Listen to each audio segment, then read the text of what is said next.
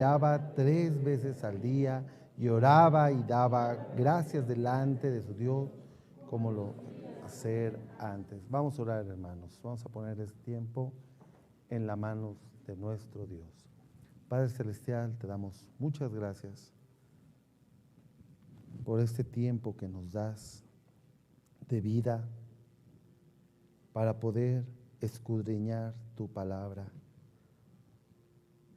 cediendo nuestra carne, cediendo nuestro yo, crucificándonos, Padre, para dar lugar al único que merece la honra y la gloria. Eres tú, Padre, nuestro amado Señor, que murió por nuestros delitos y pecados, quien nos rescató y nos restituyó y nos puso en lugares, Padre, que no merecemos. Y ahora solo por tu gracia podemos compartir tu palabra, Señor. Solo, Señor, por tu misericordia, por tu amor, hoy nos restauras y podemos estar aquí, Padre.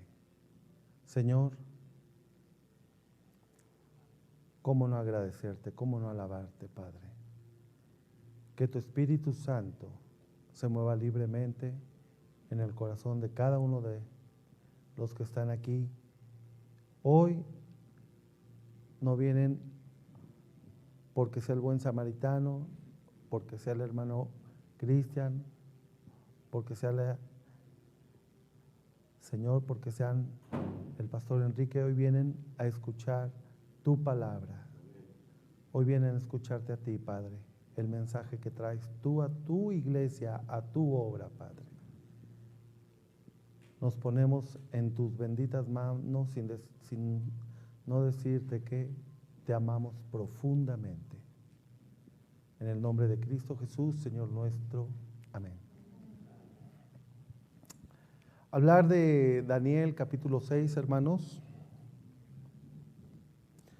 es hablar de un libro que tiene un fondo histórico de cautiverio, de cautividad en Babilonia del pueblo judío. Es necesario recordar que siglos antes de que estuvieran en cautividad, Dios había ya prometido a este pueblo, a los descendientes de Abraham, tener un reino poderoso y unido de Israel. Esa era la promesa. Es triste, sí, te encargo ahí mejorar el eco porque soy boom, boom, boom.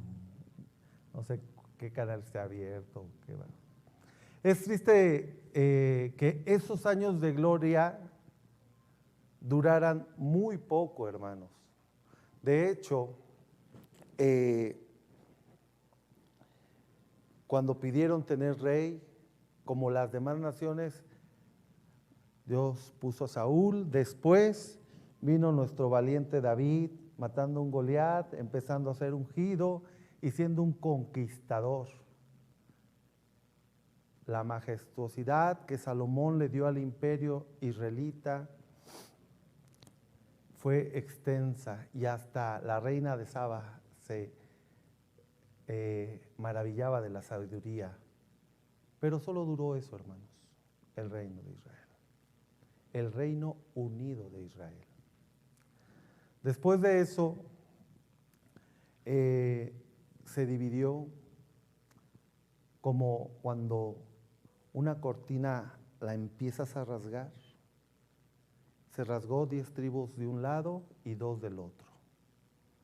Una rasgadura que ya jamás se iba a poder coser, resarcir. En el año 931, las 10 tribus del norte, ahora conocido como el Reino del Norte, se separarían de las 2 tribus del sur y formarían un reino unido. Este reino duró 200 años e hicieron lo malo delante de los ojos de Jehová. Así dice, siempre termina, si leemos, siempre decía, e hizo lo malo delante de Jehová, el siguiente rey. 19 reyes hicieron lo malo delante de Jehová durante 200 años.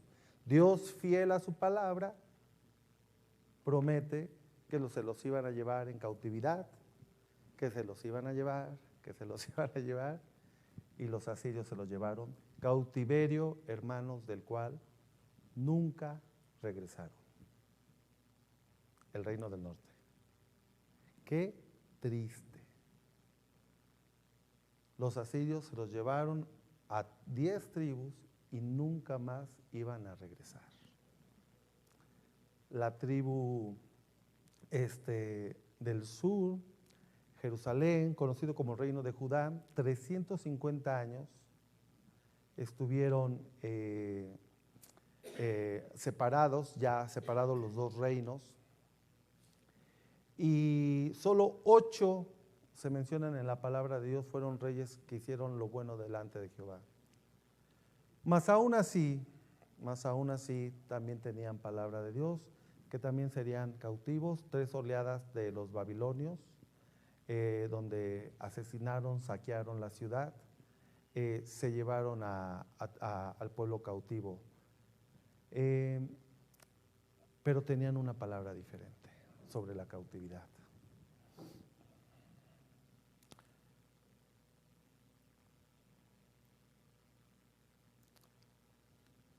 Los judíos no supieron apreciar esas bendiciones.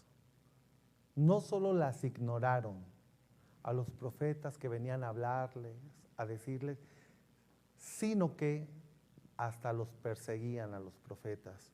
Cada vez se asemejaban más a las naciones paganas. ¿Cuál era la responsabilidad realmente de los reyes en ese tiempo? Era vigilar y conservar que la nación fuera fiel ante Jehová. ¿Cuál es nuestra responsabilidad primaria, hermanos, dentro de la iglesia? ¿Cuál es la responsabilidad que tenemos, al menos el liderazgo? Que sea un pueblo fiel a Jehová. Son muy bonitas las actividades, hermanos, pero tenemos responsabilidades en la iglesia. Bien, entonces los asirios habían llevado esclavizado al reino del norte, simplemente dejó de existir. Iba a ocurrir con el reino del sur, que era mucho más pequeño. Dios había predicho por medio del profeta Jeremías que la nación de Judá no iba a dejar de existir, o sea, el reino del sur, bajo el yugo de los babilonios. Después de 70 años permitiría el regreso del exilio a su tierra natal. Sin embargo, muchos no se dieron cuenta que no les alcanzaría la vida para ver este suceso. Para esa promesa que Dios les dijo, sí, voy a ser fiel a mi palabra, sí, van a estar en cautiverio porque mi palabra es fiel, y si se han portado mal, tengo que cumplir mi palabra, pero yo los voy a rescatar. Pero no todas las generaciones iban a poder ver por ese milagro, esa bendición. ¿Por qué? Porque la edad no les iba a alcanzar. Hermanos, muchas bendiciones no las van a ver. Muchas peticiones que han tenido en su corazón no las van a poder apreciar, hermanos. Pero fiel es Dios, que Dios no tiene problemas con el tiempo y tendrá tu petición en su mano. Y Él te va a contestar tu petición aunque tú ya no estés, hermano.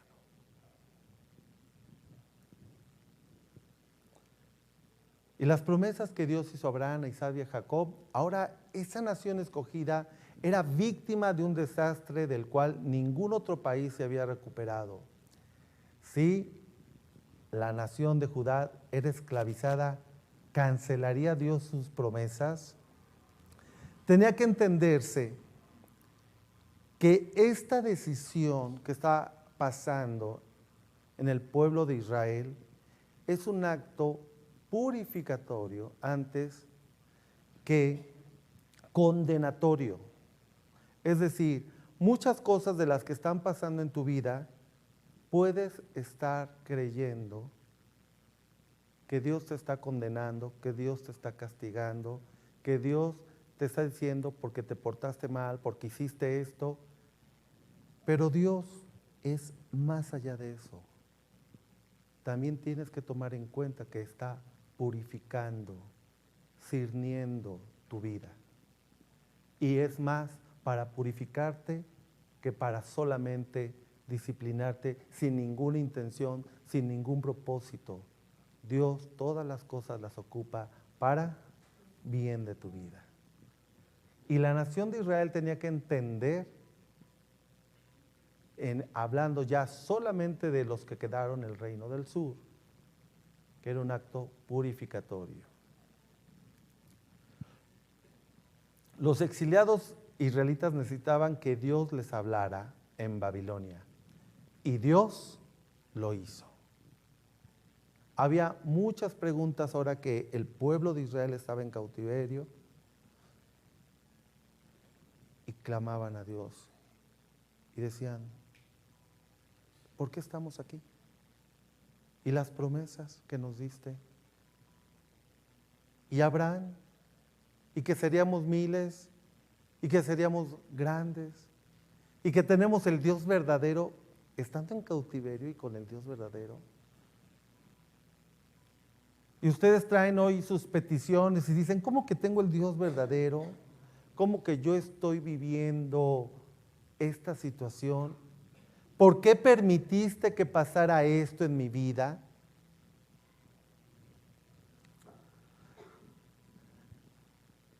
Y Dios habló en el cautiverio. ¿Por qué no empiezas a buscar a Dios para buscar respuestas? Es decir, háblame, Padre. ¿Por qué está pasando esto? ¿Por qué permitiste que pasara esto? Señor, enséñame. Quiero entender por qué lo permites. Y Dios habla, hermanos. Daniel fue llevado a Babilonia, sus amigos y un tercer contingente llevaron cautivo a más de 10,000 artesanos, soldados, miembros de la realeza, lo mejor de la población. No se iban a llevar al que pues no hacía nada, ¿verdad? Se llevaron a lo mejor, ¿para qué? Para potencializar el imperio babilónico. Segunda de Reyes 24, 12 al 14, leámoslo.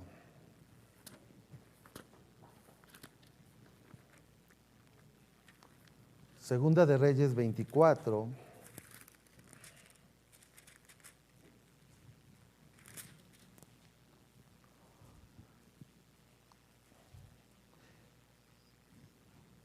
(12, 13 y 14). Entonces salió Joaquín, rey de Judá, al rey de Babilonia, él y su madre, sus siervos, sus príncipes, sus oficiales, y lo prendió el rey de Babilonia en el 8º año de su reinado. 13.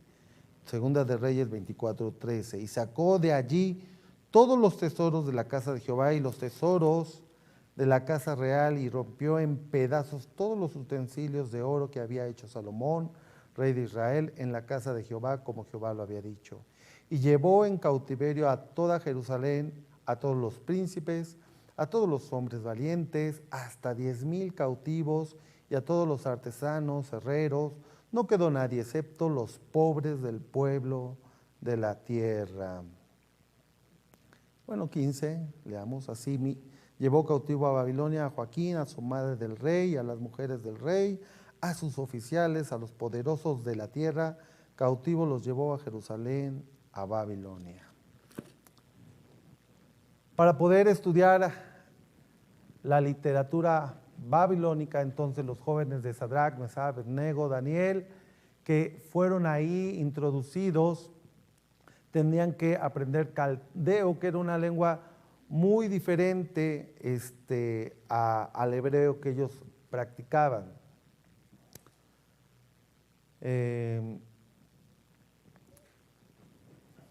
Estos adolescentes debían ser inteligentes y rápidos en el aprendizaje de esa nueva lengua.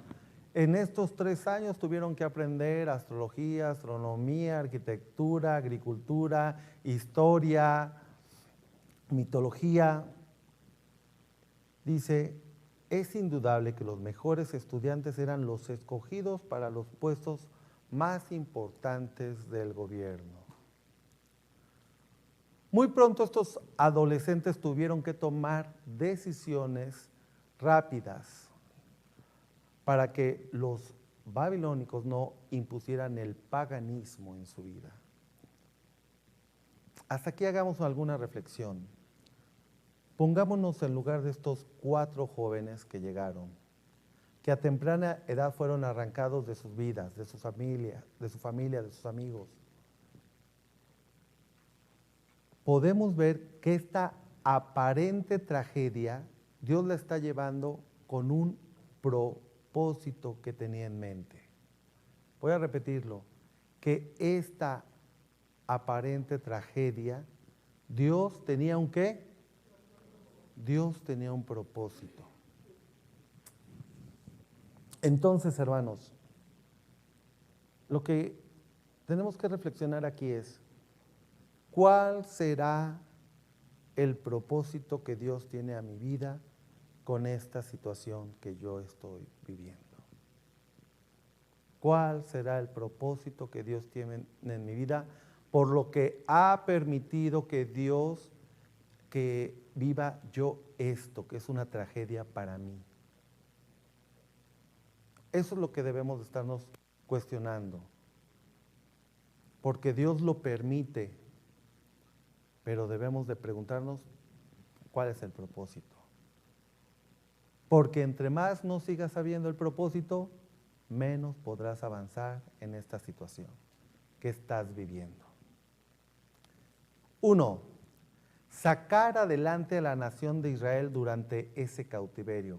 ¿Para qué empezó a estos jóvenes a tomar decisiones, a meterse entre la cultura babilónica, a ser capacitados? ¿Para qué se tuvieron que aprender la lengua? ¿Para qué tuvieron que aprender la cultura? ¿Para qué tuvieron que aprender estos jóvenes?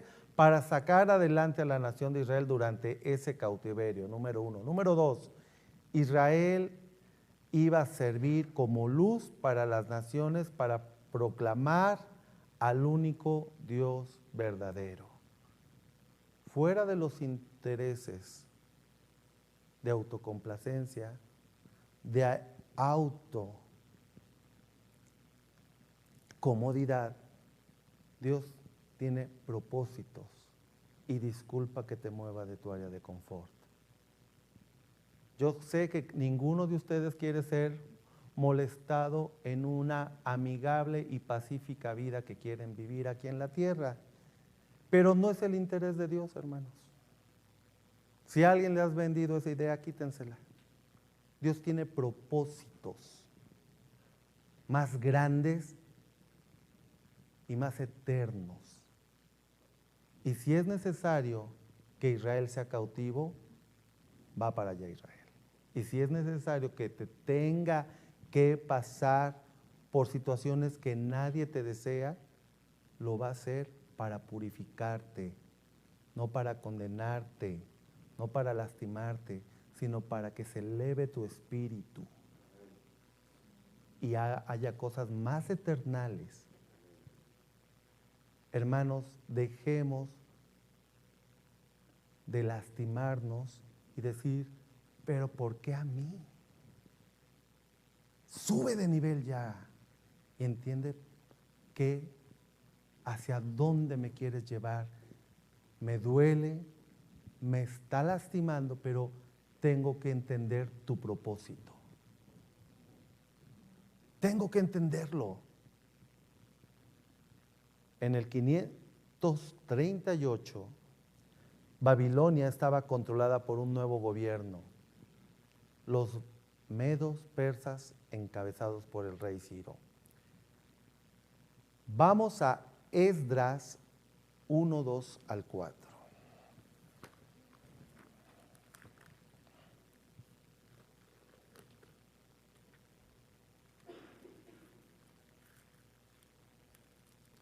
Le voy a pedir a... ¿Ya lo tienes? ¿Quién lo tiene, hermanos? ¿Quién me quiere ayudar a leerlos? Adelante, hermana. Esdras 1, 2 al 4, bien fuerte. Así ha dicho Ciro, rey de Persia: Jehová, el Dios de los cielos, me ha dado todos los reinos de la tierra y me ha mandado que le edifique casa en Jerusalén, que está en Judá. Quien haya entre vosotros de su pueblo, sea Dios con él, y suba a Jerusalén, que está en Judá, y edifique la casa de Jehová, Dios de Israel. Él es Dios, la cual está en Jerusalén.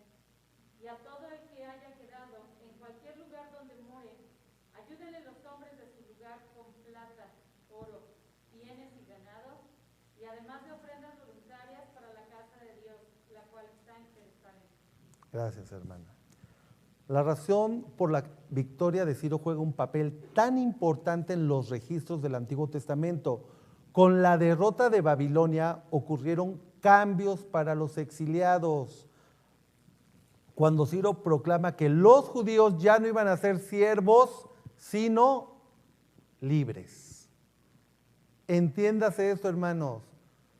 Cuando entran los medos y los persas, uno de los cambios notables es que ya no eran esclavos, ya eran libres. Y cualquier judío que deseara podría regresar a su antigua patria con libertad.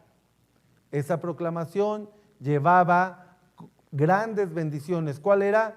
Llevaban tesoros que les otorgaron a los antiguos exiliados, llevaban las copas, llevaban para poder construir el templo, y dio la orden de que si alguien se quería quedar, en primera ya no era cautivo, ya era libre, y les dijo: apoyen a sus compatriotas, denles todo lo que necesitan.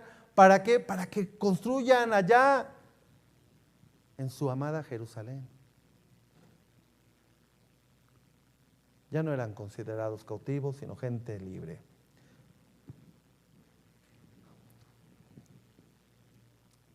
Su intachable servicio de Daniel en el gobierno del rey Darío no pasó inadvertido, ni para otros funcionarios. Cuando supieron que era candidato y promovido vayamos a Daniel 6:3. Y ahora sí entramos un poquito más a tema.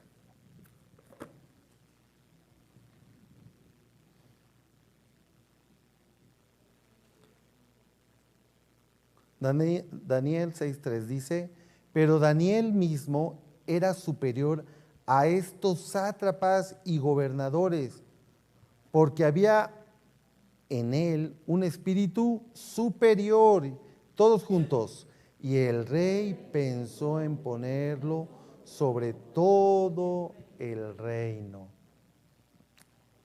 A ver, hermanos, ¿Daniel se podría regresar si quisiera?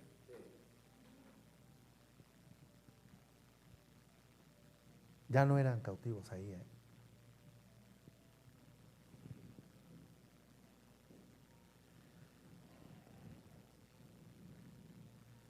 Surgieron envidias, y lo podemos entender. ¿Cómo es que un funcionario judío que estuvo al servicio del otro imperio va a estar sobre nosotros? Ahora nosotros llegamos a conquistar, somos los medos, los persas, venimos desde tan lejos y nos va a gobernar el antiguo del otro imperio. No tan solo eso, dice que su Dios ha hecho maravillas, y Daniel no era dubitativo, ni andaba temblándole la voz para decirle que su Dios era el Dios verdadero. Y los medos y los persas tenían dioses diversos. Y es más, sabían que Daniel abría las ventanas, oraba, y llegaban los rumores. Él fue el que reveló estos sueños. Él supo que íbamos a invadir. Daniel tenía prestigio y lo sabían.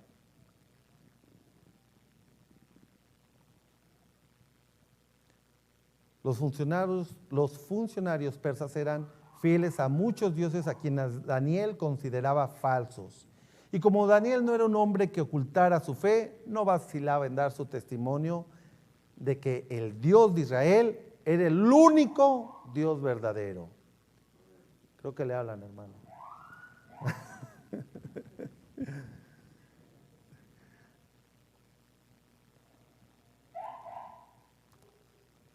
Y como otros administradores y sátrapas no podían competir con Daniel en cuanto a sus logros y fidelidad, trataron de promover la causa y atacarlo. Daniel 6:6.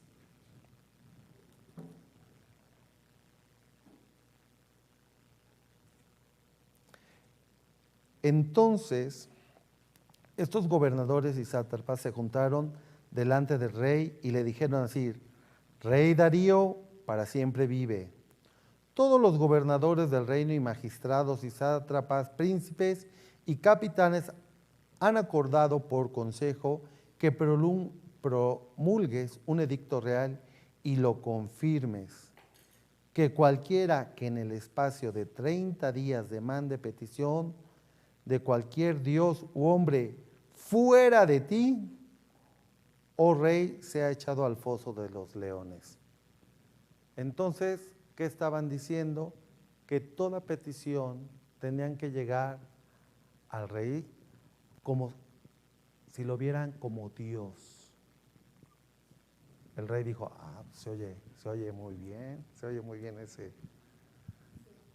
ese edicto, me quieren dar un puesto. Entonces Daniel tenía que llegar con su petición ¿a quién?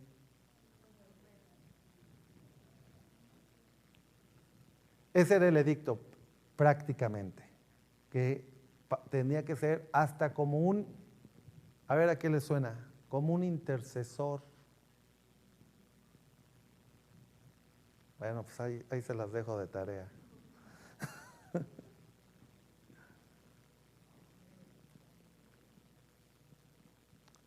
Entonces, Daniel 6:10 dice,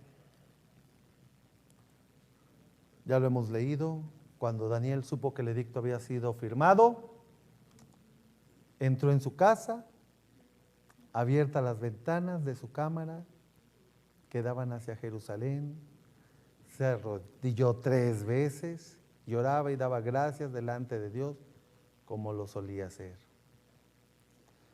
Hoy no es un día normal desde que llegué a Babilonia cautivo. Daniel podría regresar si quisiera, pero Dios tiene un propósito mayor que solo su autocomplacencia. ¿Ahora se entiende? Él podría irse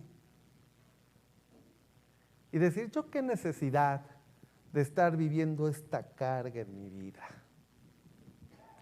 Me metí de a gratis. Pero Dios, ¿por qué me haces vivir esto?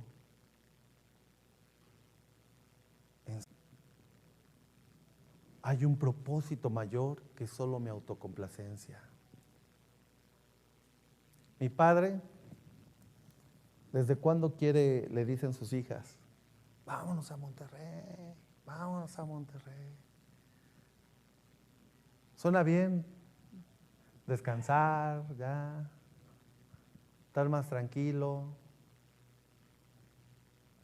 Y dice: ¿y el buen samaritano? ¿Quién va a velar por él? ¿Quién lo va a cuidar? Me preocupa. ¿Saben cuántos años tenía Daniel para este edicto? 80 años. En el ocaso de su vida. Y dice: me preocupa. ¿Qué va a hacer? La vida ya no le alcanzaba para ver su sueño cumplido, completado. Ya la vida no le alcanzaba a Daniel para ir a poner los muros, ir a construir nada. Su propósito había sido completado para ayudar al pueblo a pasar por el cautiverio.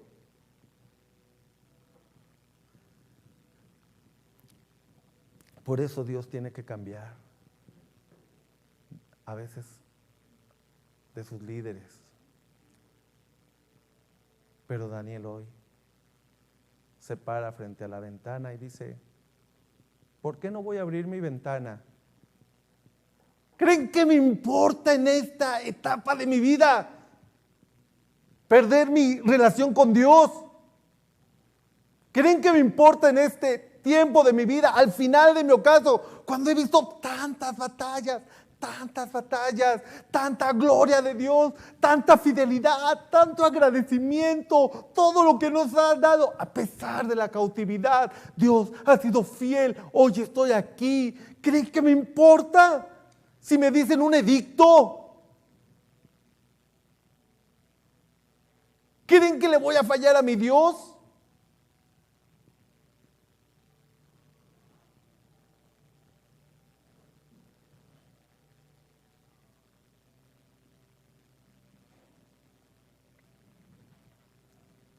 Oye, Daniel, vete a descansar, mira, ya te puedes ir. Ya te puedes ir a descansar. Mira, van a estar construyendo, pero vas a estar chévere allá en tu tierra. No, necesito ver aquí todavía cosas. Que vaya Nehemías allá. Fue mi sueño siempre ir allá a esa tierra, pero que se encargue Nehemías. Yo necesito cuidar que vayan los contingentes de aquí para allá, que este nuevo gobierno que está entrando siga respetando a los judíos que quieran seguir regresando. Entendía el propósito del cual Dios lo había llamado. ¿Estás entendiendo tu propósito? ¿Estás entendiéndolo? De todo lo que estás viviendo.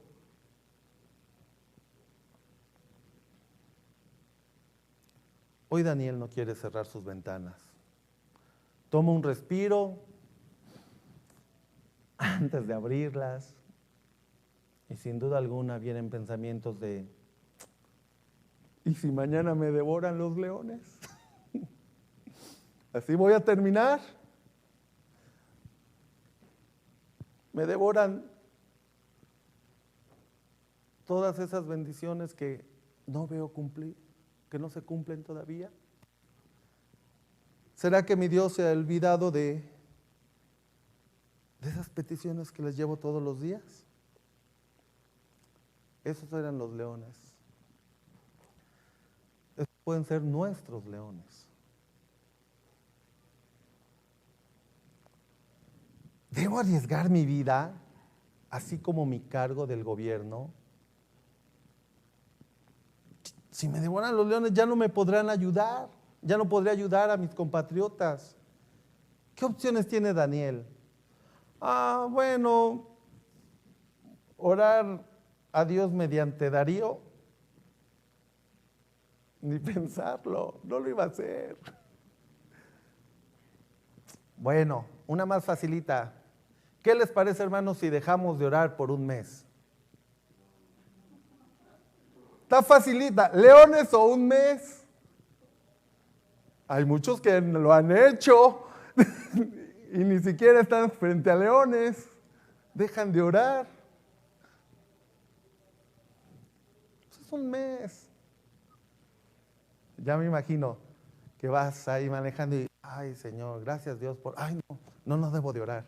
No me lo imagino, ¿cómo sería? O Señor, ayúdame. Ay, no, perdón. No, o sea, no sé cómo sería eso.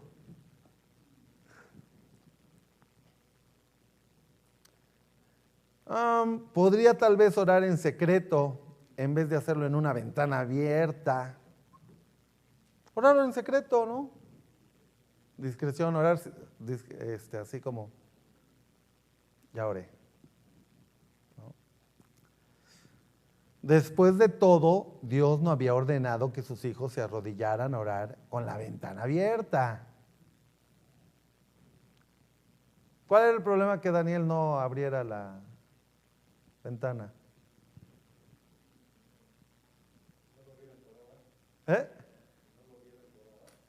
Ajá, pues no lo iban a ver. Pero ¿cuál era el problema delante de Dios?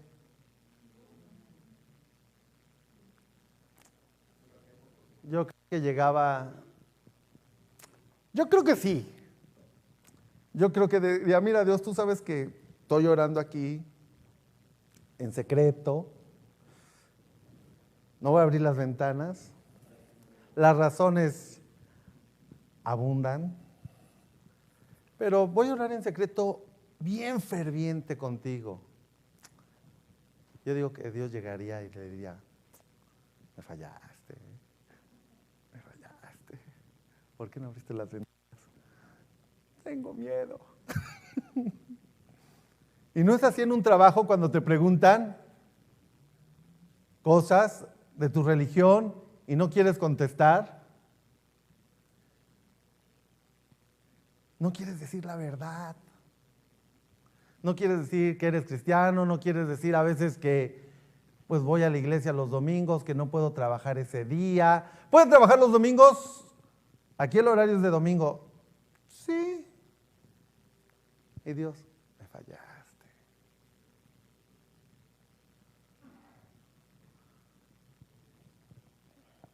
Oye, reporta este gasto, ¿no? Pero ¿dónde está la nota y eso? No importa. Señor, hay que obedecer a las autoridades, ¿no? Me fallaste.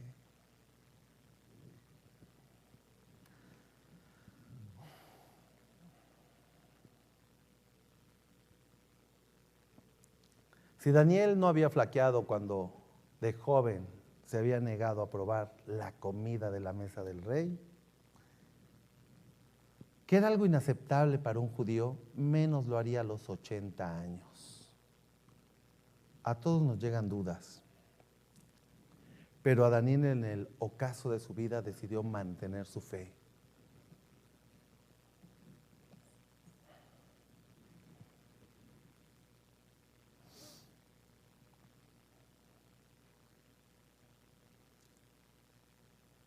Hermanas, varones grandes, enséñenos a mantener la fe a los jóvenes. Enséñenos esas convicciones. Yo sé que a veces los jóvenes fallamos, lo entiendo, pero tenemos que verlos, que vienen. Pero si no vienen ustedes, y no hablo de cuestiones religiosas, que también son buenas, pero simplemente queremos verlos honrosamente terminar ese camino. No es tiempo de pasos atrás, hermanos grandes. Si no lo hicieron de jóvenes, los jóvenes mostraron decisiones en una cultura pagana. Hoy para Daniel era un juego de niños, quiero pensar. Cuando Daniel se enteró del decreto de Darío, no le tomó mucho tiempo decidir lo que iba a hacer. Lentamente se acercó, tomó su tiempo con la misma confianza que Dios se le había manifestado durante tantos años. Subió a su aposento, a la azotea, el cual usaba. Y desde ahí empezó a orar como antes. Suplicante, con el rostro en tierra, hacia la ciudad que a él le recordaba todas las promesas que Dios le dio desde Abraham. Esta nación será un pueblo grande, esta nación es una nación que amo, esta nación es una nación. Y Daniel abría las ventanas y decía, es que cuando abro las ventanas puedo recordar que mataron a mis familiares ese día. Puedo recordar que teníamos un templo. Puedo recordar las fiestas. Cuando abro las ventanas me inclino y oro diciendo, ¿cuándo nos sacarás? Cuando abro esa ventana recuerdo que tenemos promesas y que hemos fallado. Cerrar las ventanas para él era pagar todas sus esperanzas. A veces me preguntan, hace tiempo, no recuerdo quién me preguntó, una de mis hijas seguramente, porque siempre que venía de, no sé, de la 105, podía irme por muchos lados, pero siempre tomaba la 3 Sur y pasaba enfrente de la iglesia. Y otra vez, ¿no? O sea, era ya una manía que tenía que pasar enfrente de la iglesia, y más cuando no estaba Lalo, porque estaba sin nadie, ¿no? Bueno, más o menos estamos igual hoy. Pero pasaba, porque nos traen recuerdos.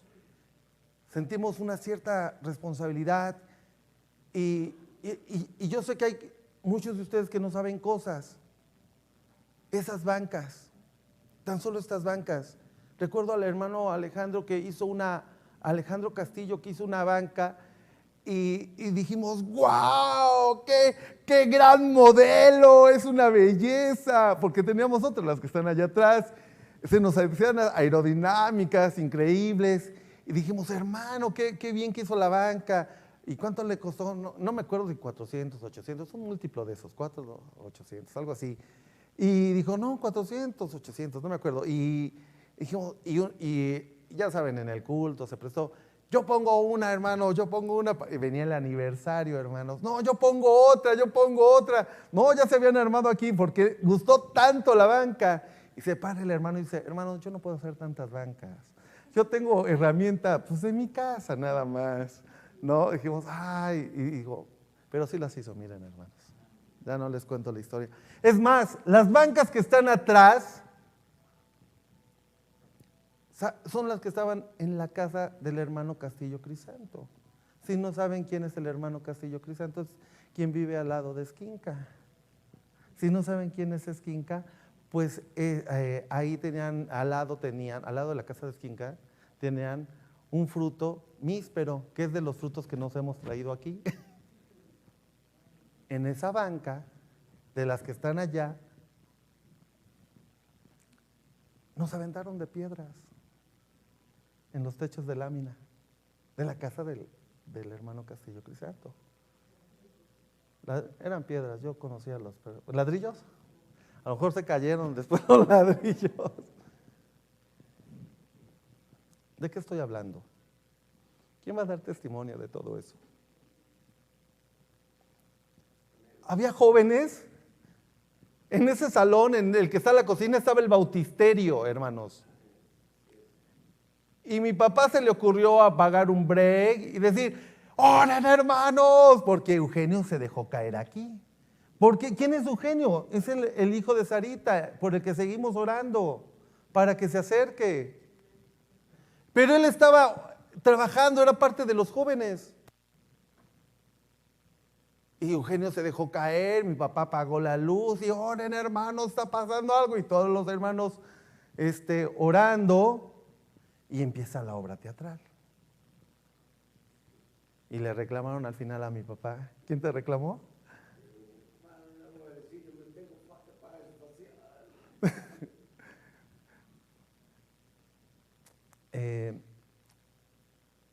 Entiendo a Daniel cuando abría las ventanas. ¿Me entienden? Y yo sé que hay cosas para cada uno de nosotros que nos representan. Podría decir, mi papá, yo y muchos hermanos podríamos decir de tantas cosas y hermanos que han apoyado a esta iglesia.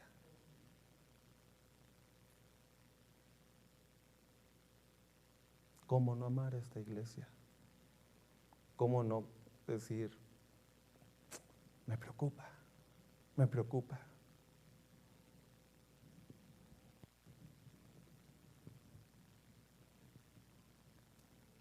Hablé de cosas materiales, pero hay cosas que más me preocupan.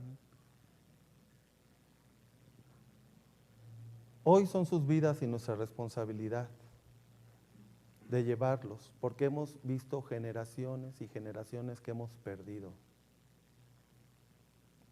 Apenas platicando con mi hija, estábamos sentados el otro fin de semana con los jóvenes y estaba Abraham, estaba Benjamín, nos las pasamos bien cotorro. íbamos de regreso y nos decíamos, es otra mesa de jóvenes, ¿verdad? Digo, sí, es otra mesa. Ella ya lo está viendo. Yo he visto como 8 generaciones de jóvenes.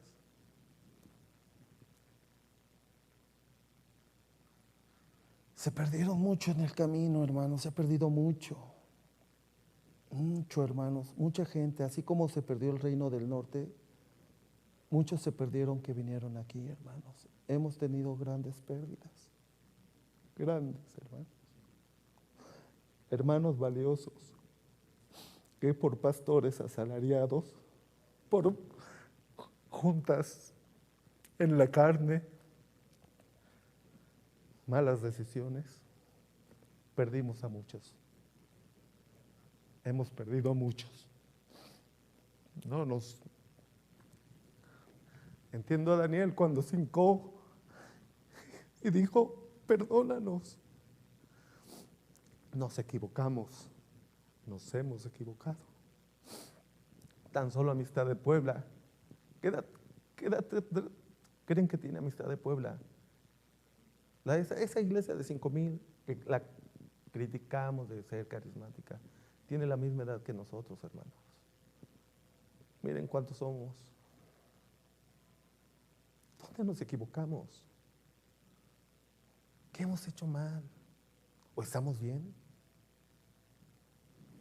Dios nos levantará. ¿Terminará nuestro cautiverio?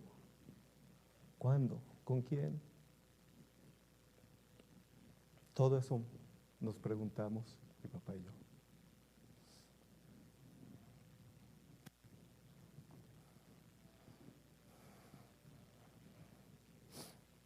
Y Daniel se acerca a orar y dice, gracias porque tú has sido fiel, Padre.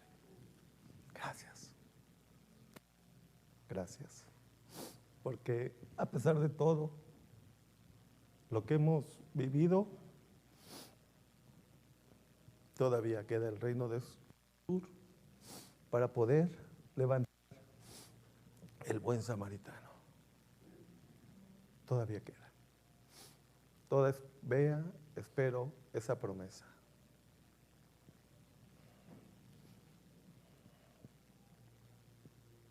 Primero que nada, se arrodilló, humilde, y dijo, Señor, no te vamos a fallar, no te vamos a fallar, ya no más. Sé que nos hemos equivocado durante mucho tiempo, pero queremos salir adelante. ¿Quieren salir adelante, hermanos? Sé que muchos ya no lo verán, pero hicieron un buen trabajo, hermanos. Un muy buen trabajo. Nos sostuvieron a nosotros para seguir con la obra, hermanos.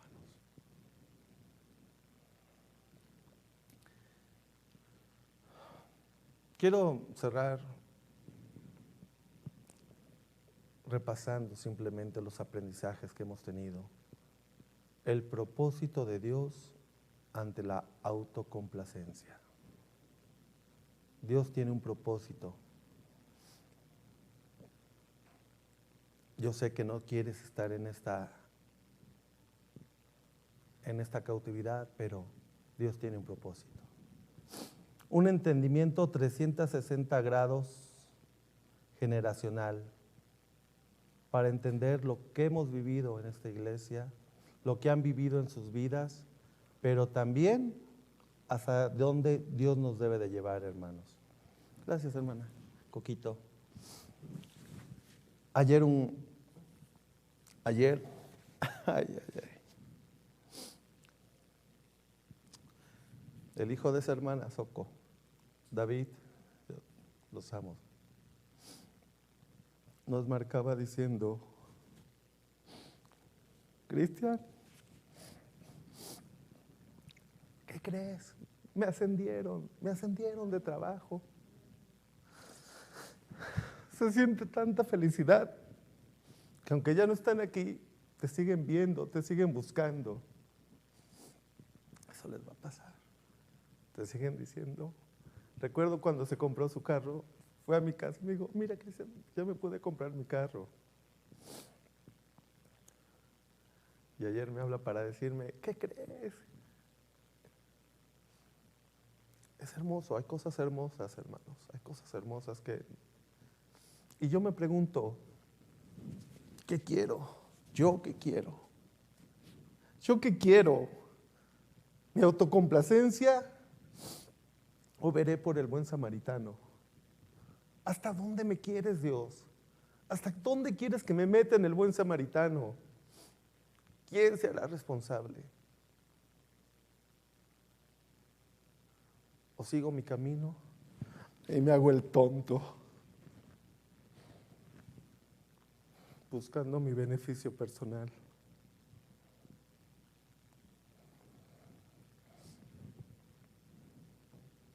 Una humildad ante Dios, una vida de oración sin negociaciones, un agradecimiento a Dios a pesar de las circunstancias y un testimonio sin atajos. ¿Qué tal si nos humillamos delante de Dios? Hermano Enrique, pase a orar, por favor, para cerrar este tiempo. Pueden ponerse de pie si gustan.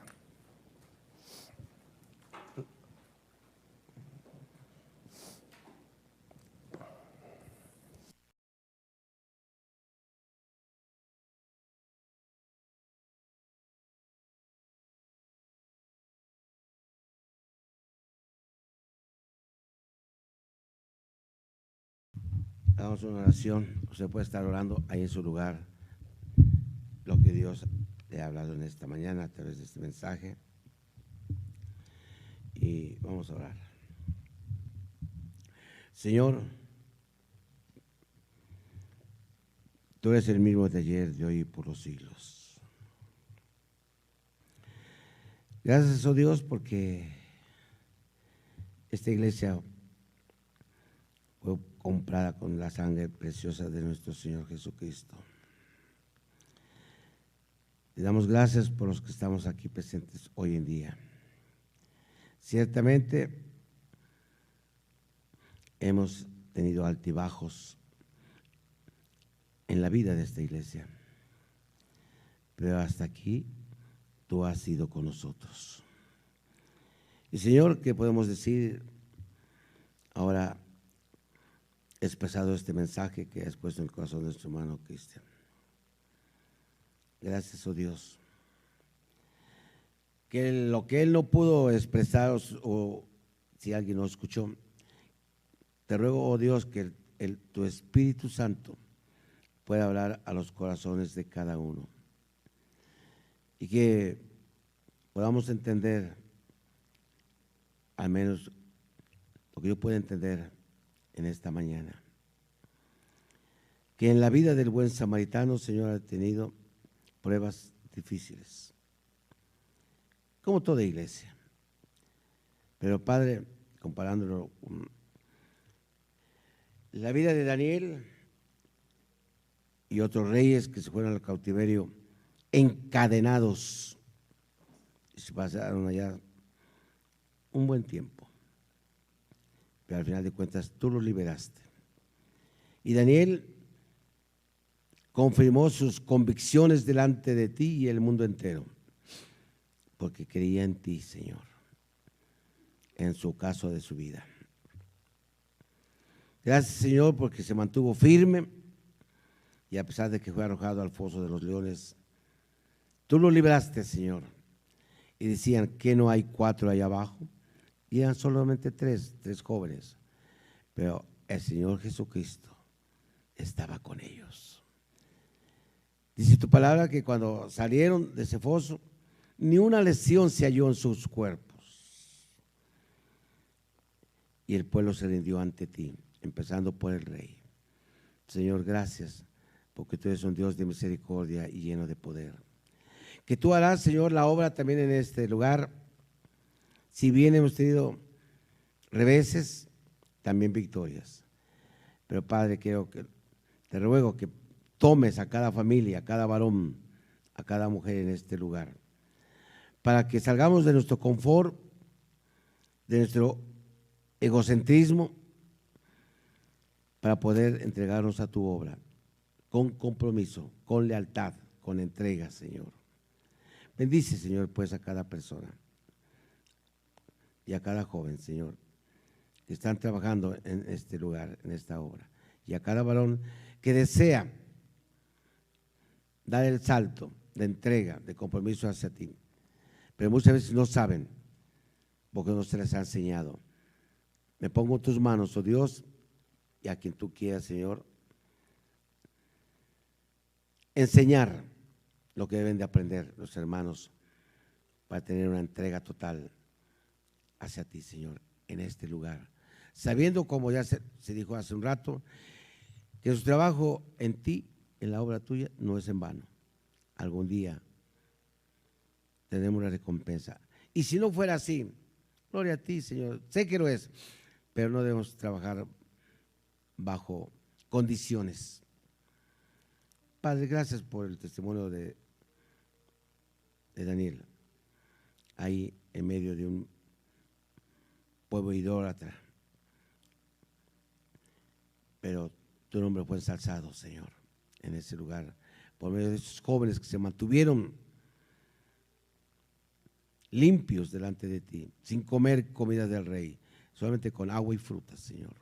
Se mantuvieron porque tú, Señor, estabas con ellos. Señor, te rogamos que sigas llevándonos de la mano a esta iglesia. Tenemos retos, tenemos que seguir adelante. Hay muchas cosas que hacer, principalmente predicar tu palabra, el ministerio de evangelismo, Señor.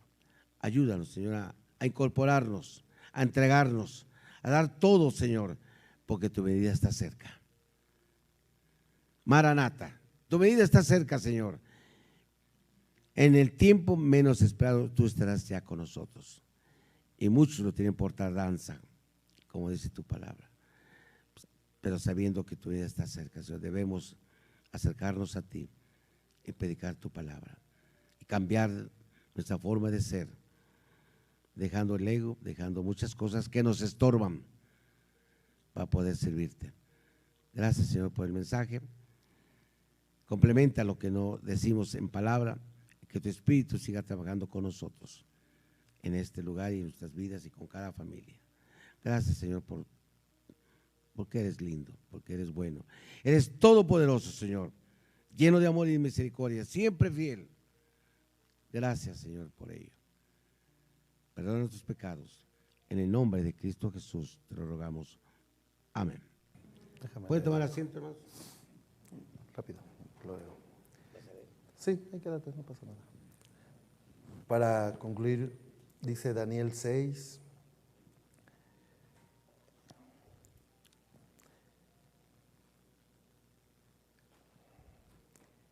...20... y acercándose al foso, Daniel 6:20, a ver si me lo proyectas. Y acercándose al foso, llamó a el Dios tuyo, a quien tú continuamente sirves. ¿Te has podido librar de los leones?